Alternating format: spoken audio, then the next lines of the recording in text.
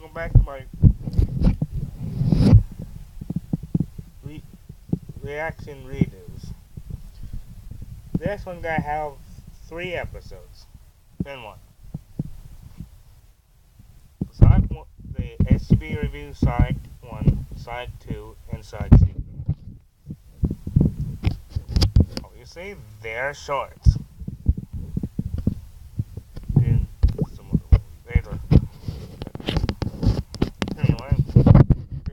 Welcome to Month of Sonic 2. Now, even though Sonic 4 has been delayed until the fall, I figured now is the proper time to go back and look at classic Sonic games. So let's not waste any time and head straight into Sonic. Snooping as usual. Do the Marios. That's no good. Well, Sonic 4 is almost here, and after my series of Mega Man 10 reviews, I decided to review all of the classic Sonic games in anticipation of this. Hey, I'm reviewing the classic Sonic games. Well, so am I. Well, we can't both do it. There'd be no point. I always have a month of Sonic. I think you should go do something else. But I said I'd review them in my Mega Man 10 review. I can't leave my meager fan base hanging like that. Screw your fans. I'm more popular. I think I should get to do it. But I had reservations. I called this months ago. Well, then I guess there's only one thing left to do.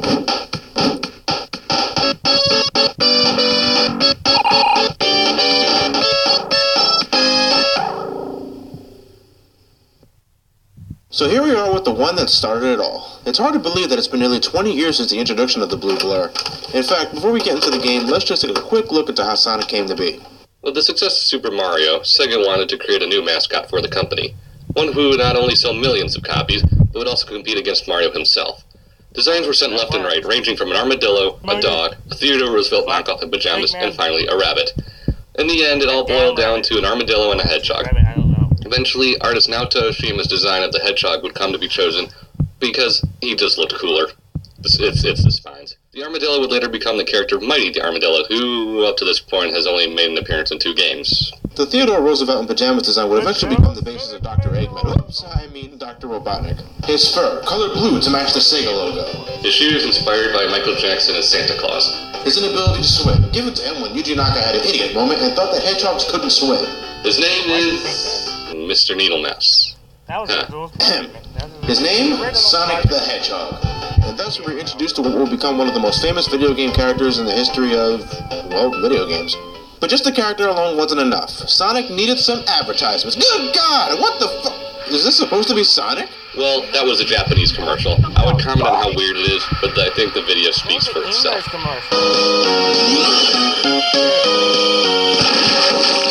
Alright, let's just jump into the game. As Sonic the Hedgehog, it's up to you to venture through over 6 different locations to stop the evil Dr. Robotnik from kidnapping all the animals and taking over the world. Each level is broken up into 3 acts, and with the inclusion of the final zone, that gives us a total of 19 levels to venture in. In terms of gameplay style, Sonic the Hedgehog plays like your typical 2D platformer. You can move left and right and jump. Splattered throughout each zone are obstacles that Sonic must avoid or destroy.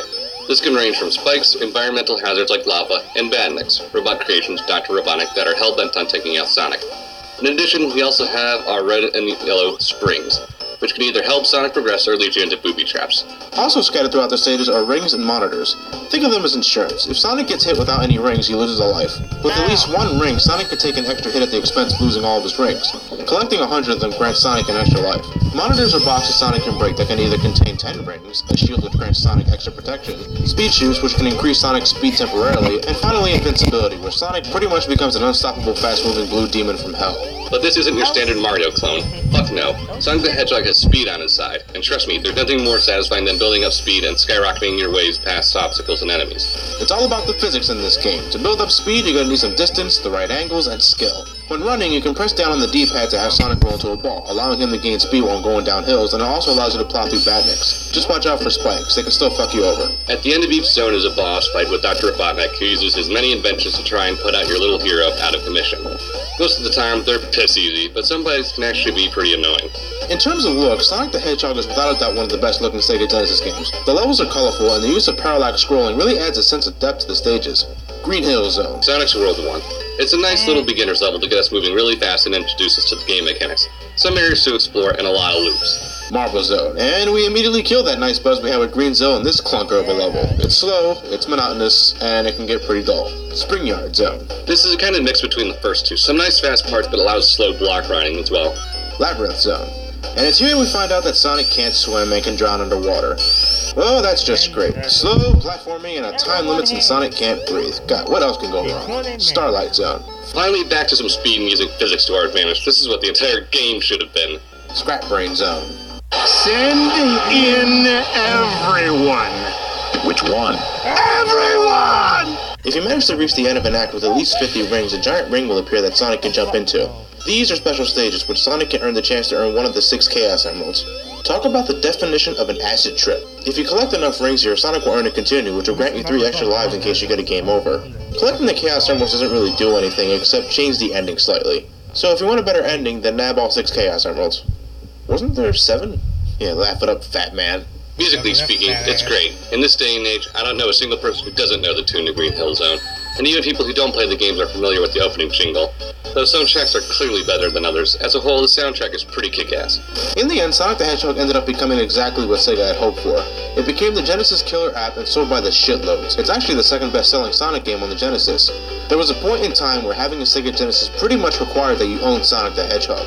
You were considered a pussy if you didn't. This game will forever cement Sonic's place in history as one of the most significant games of all time. Hell, forget games of all time. How about one of the most important characters of all time? This marked the beginning of gaming's biggest rivalry that even continues today.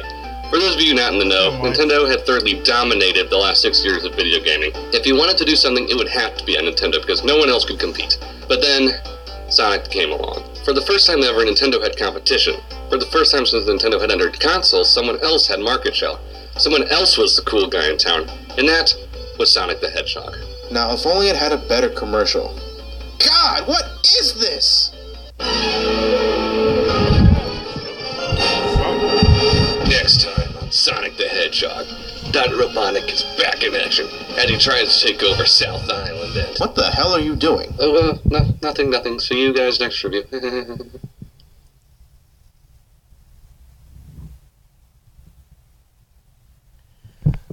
Well, I would just go to links, but obviously because I can fucking see it. Alright, we've taken care of Sonic the Hedgehog 1, so let's not waste any time and go straight to Sonic the Hedgehog 2. Not without me, you're not.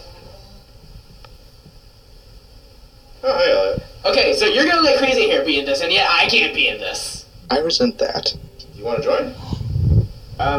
Sure, I thought it was gonna be harder than that. I had a ladle ready and everything. What? Sonic the Hedgehog 2.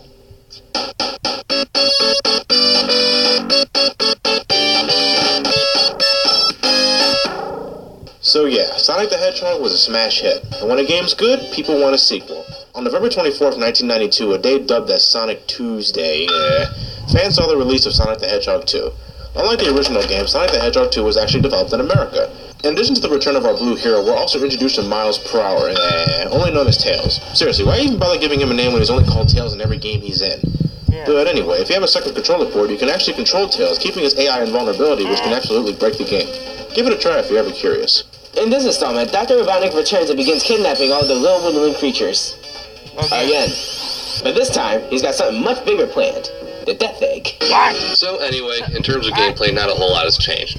Sonic, including Tails, plays exactly the same as the previous game. Only this time, Sonic now has a supersonic spin dash. Well, that's what the manual calls it anyway, everyone else just calls it the spin dash. By holding the down button on the D-pad and mashing the shit out of buttons, Sonic or Tails will begin to rev up in place. As soon as you let go of the button, Sonic will take off at a high speed, allowing him to travel up slopes and hills with great ease. Instead of 3 acts per zone, stages now only have 2 acts per zone, but the levels themselves are more fleshed out, longer with new badniks, different routes, and more obstacles. Like the original, every zone ends with a boss fight with Dr. Robotnik, who has even more nefarious ways of trying to destroy Sonic. This can range from trying to impale Sonic with the slowest moving drill in existence, to trying to smash him with the world's most predictable hammer strikes. Are you sure this guy has an IQ of 300? The levels themselves are really a sight to look at. Definitely much more brighter and colorful than Sonic 1. It almost makes my eyes bleed. Emerald Hill Zone. It's just Green Hill Zone, only a lot more colorful. Moving on, Chemical Plant Zone. Here's where we're introduced to speed boosters, which would forever split the Sonic community. Why? Don't ask me, it's an incredibly stupid argument. It's very possible to actually have Sonic outrun the screen. Now that's badass. The zone also has rather nefarious water sections that I'm sure most beginners will drown in. Aquatic Ruin Zone. This is pretty much the water level of this particular game. If you're good enough, you can never actually touch the water. What's the point of a water level if you can never actually touch the water? Casino Night Zone. And here we're introduced to what will become a staple in the Sonic series. Compulsive Gambling. Hilltop Zone. It's blue and it's boring. Mystic Cave Zone. It's your standard mossy cave-like zone containing what's probably the most infamous trap in the game. The Pit. Not even Supersonic can escape its grasp. Seriously, you fall down here and you're finished. Oil Ocean Zone. A zone with crap loads of oil and seahorses, who can actually be pretty dang annoying. I actually sometimes wonder what would happen if a lit matchstick fell into this area.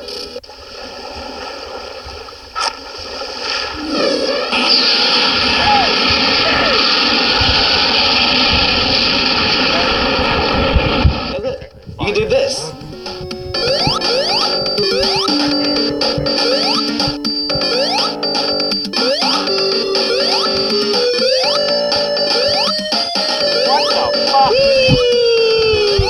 Metropolis Zone. Unlike other zones, this one actually has 3 acts instead of 2, and Christ can they be long. But that's not this level's worst problem. It's these fuckers. Shellcrackers, Asterons, and Slicers. Now, Asterons aren't that big of a deal. They're easy to spot, and they're incredibly easy to avoid if you prepare for it. These two, however, will make sure your ring count will never go above 1. First off, Shellcracker's only weak spot is on its back, but whenever you spot one, it's usually under an incredibly low ceiling, so you can never really jump over it and hit it. If you attempt to attack it from the front, you'll just get owned by its extendable claw. But trust me, even he doesn't compare to the Slicer. I hate slicers. They're freaking everywhere, and their placements are just plain cheap. Look at this. How am I supposed to avoid that?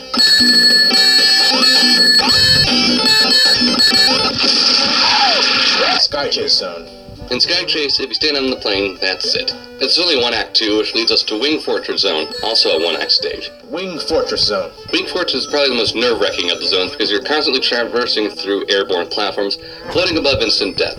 It definitely makes my fingers twitch, but if you want to make it easy on yourself, you can try this trick. Upon starting the level and when you get your first shield, you'll come across a propeller which blocks your progression and is supposed to force you to take the left path. However, if you simply walk straight into the propeller, you'll lose your shield, but you can use the invincibility frames given to you to walk past it and effectively skip half of the level. Down you go. Death Egg Zone. The final act. Just take a few steps to the right and that's it. You'll face the 2 last bosses here with no rings in sight. It's all about reflexes here, so don't screw up. Also returning are special stages in which you attempt to nab a Chaos Emerald. Whenever you go past the checkpoint with at least 50 rings, sparkly stars will form around the post. When you jump into it, you'll enter the special stage. Unlike Sonic 1 where you had to get Sonic through acid trip mazes, you now have to control Sonic through half-pipe structures in which your goal is to nab the set amount of rings the stage throws at you. To be perfectly honest, I hate these special stages. It takes a shitload of memorization to get these stages right, and the control's a bit on the slippery side. It's almost impossible to be perfectly precise with it. However, if you manage to obtain all 7 Chaos Emeralds, we get what's probably the coolest addition to the Sonic series, Super Sonic. Upon collecting 50 rings and simply jumping, Sonic will transform into the Golden Super Sonic, which he can run faster, jumps hell of a lot higher, and is pretty much invulnerable to enemy attack. Though he can still get crushed, fall into pits, and drown. You'd think becoming Super would benefit Sonic's non-existent swimming abilities, but apparently the creator of the Emeralds were waterphobes too. In addition to everything we just mentioned, Sonic the Hedgehog 2 also introduced some multiplayer elements. Besides plugging in a second controller to let your buddy control Tails, you can also participate in races. You can choose between Emerald Hill Zone, Casino Night, Mystic Cave, or the special stage in which your goal is to nab more rings than your opponent. And these aren't watered down levels. No, it's actually the full levels from single player. They also come with their own multiplayer music, which sounds great by the way. Though the split screen may make everything look a bit cluttered, it's still a nice feature. Only, you know, you wish there were more levels to choose from. So now that we're done with Sonic 2, how does it fare with the original?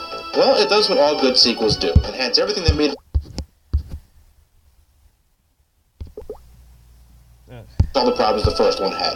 The spin dash makes the momentum-based physics far more enjoyable, and you can pick up speed easier without giving too much speed. The game is also a lot longer, with more variety in the levels, and the overall level design is just better. It's just more focused and designed better, like the creators were testing out things in Sonic 1, and now they knew what the series was truly capable of. Sonic the Hedgehog 2 is the best-selling game ever on the Sega Genesis, with over 6 million copies, and it definitely deserves it. It just kicks too much ass.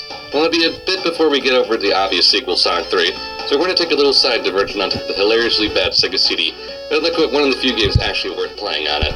We'll give this game a 9.5 out of 10.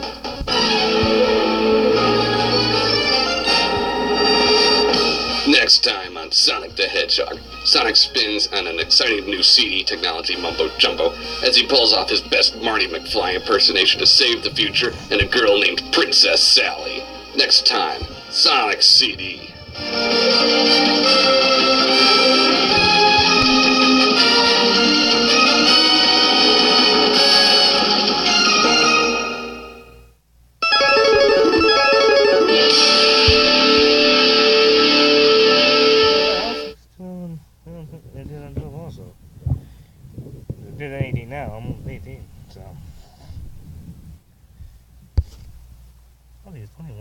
Seriously?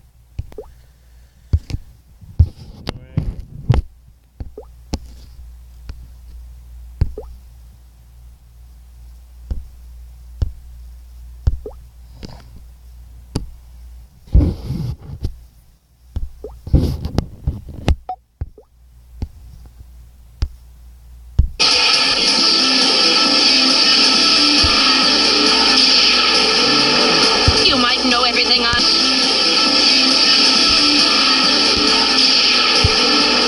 You might know everything I'm going to do, but that's not going to help you, since I know everything you're going to do. Strange, isn't it? That movie at some point. Not now, obviously, but soon. I'm doing. What's up, TD? Nigga. Why did I say that?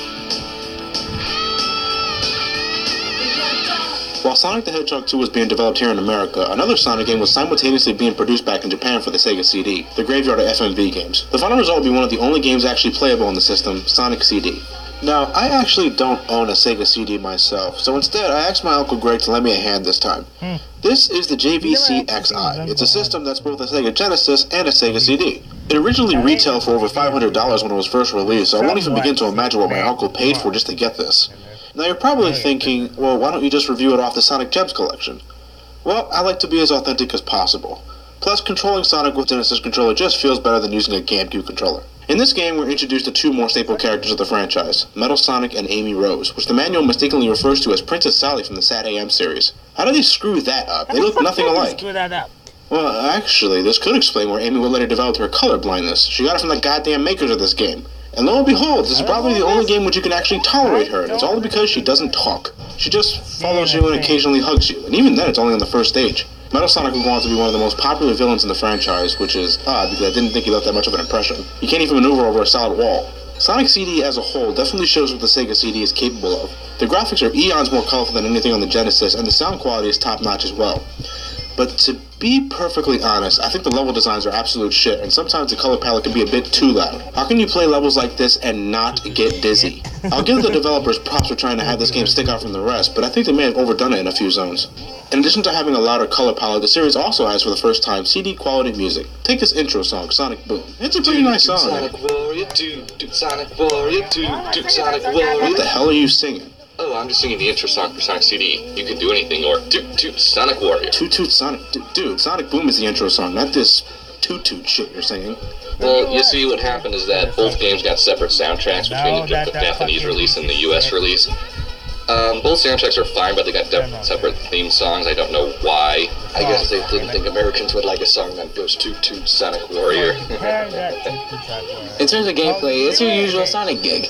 Although this time when Sonic picks up a lot of speed, the camera veers to the left, allowing you to see more of what's ahead of Sonic, so it's harder to run into things accidentally. The spin dash makes a return, though its timing is slightly different. In Sonic 2, as you started winding up the spin dash, you could immediately let go and get some instant speed. However, in this game, you have to wait until the charge finishes completely before you can take off. If you don't, Sonic will act as if he never... When you're out past one of them, Sonic will begin to leave a trail of... This is your true goal. In order to get at the good ending, you need to create good... Creating the concepts for these special stages. I mean, look at this. When you destroy all the UFOs, you're rewarded with a time stone. If you manage to collect them all, it automatically creates good futures for every... Hard. What the fuck? zone and guarantees you the good ending. However, because they're time stones and not chaos emeralds, collecting all of them won't grant you the ability to become supersonic. Dr. Robotnik's boss battles are also a lot more gimmicky this time. The boss fights aren't so much as hitting Robotnik a certain amount of times, but being able to actually hit him at all. Take this boss fight for instance. In order to beat Robotnik, you need to wear down his machine by constantly running on the treadmill, which will shred his machine apart if you manage to keep your speed up. To be honest, I actually really like this approach to Robotnik boss battles, and I wish fights like these would return in future Sonic games. Then, of course, there's the Metal Sonic race sequence, which is what most people remember. This type of fight also needs to return. I mean, hell, Sonic is all about speed and platforming. He could use more bosses like this. Like I said, the level designs are all over the place in this game, but some of them are actually very fun to travel through. Palm Tree Panic. Just imagine Green Hill Zone on crack, and you get this zone. There are loads of springs all over the place and plenty of different routes. It's a great starting level. Collision Chaos. Chaos is correct. Not only is this zone pink, but there's all kinds of obstacles and other things that'll send Sonic back in the opposite direction. It can almost make you sick. This is also where Amy gets kidnapped by Metal Sonic. Title Tempest. Remember Labyrinth Zone? This is it on steroids. You'll spend 80% of your time in water, so make sure you know what you're doing and grab some air bubbles whenever you spot them. Quartz Quadrant. I can never exactly figure out the theme to this level. Some say it's a mining level, but I get more of a scrap brain zone feel with the conveyor belts and cramped spaces. It's actually not too bad of a level, so you can breeze through it pretty quickly.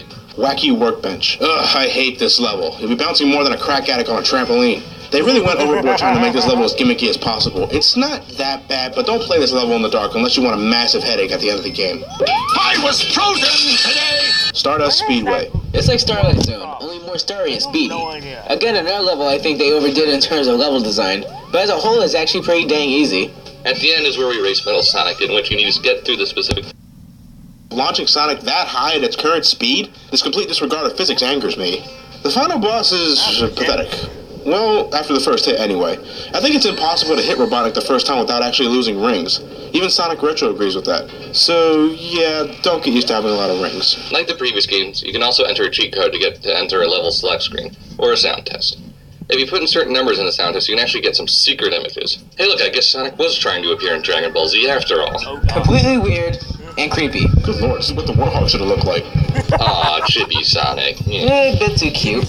Sonic has gray eyes. Looks like an advertisement for Toyota. See you in what game? Sonic Drift? Fuck that. See you next game. Why weren't you in Sonic CD, you lazy bastard? God, it's Mario and Sonic combined together. Evil spawn of Satan.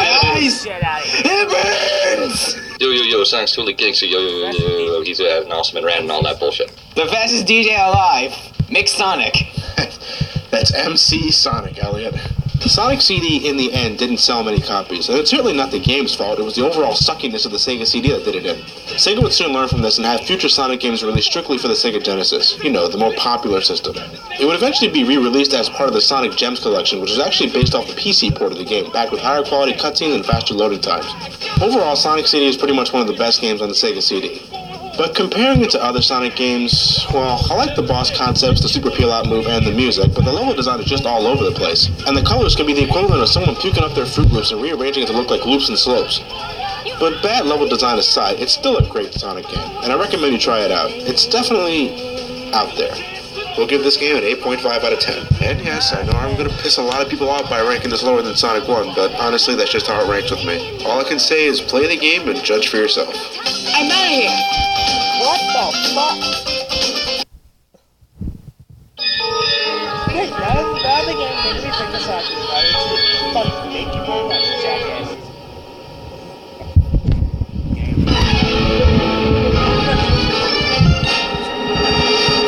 Next time on Sonic the Hedgehog, Sonic visits the mysterious floating island of the sky. Little bitches, you wanna aim the levels, and I ain't coming to this place here for shits and troubles. So take a step back unless you wanna get knocked, cause I'm a bad motherfucker with some pretty dreadlocks. All looking at you, Sonic, cause you think that you're fast, but if you go around, then you're never gonna last. Cause your rhymes are old, bro, if you get to no-go, you sound kinda shitty like the way your brand goes. So don't get me pissed, I got some big ass hands with some spice in my fist, and I fly through the air with the greatest of ease. I'm gonna get a one-up, busting up on TVs. Bitch, please, put your ass on the disability, the pimps make your ass take away your credibility. Wait, I gotta turn it around, we gotta find a body, down his ass to the ground. Then we're coming for you, and we're going straight through, right to your HQ, red and blue. And he's fast too. That's true, man, I told you. Catch up with Sonic and fuck up Robotnik. What? Oh, just rebuild it? Oh, that's a real fucking original. And who's gonna give me a loan, jackhole? You? You got an ATM on that torso light bright? Sonic 1's the elder brother. Sonic 2 is the middle child. Sonic 3 and Knuckles are twins. Sonic CD is the half brother. What the fuck? Damn. Anyway, see you guys in the next video.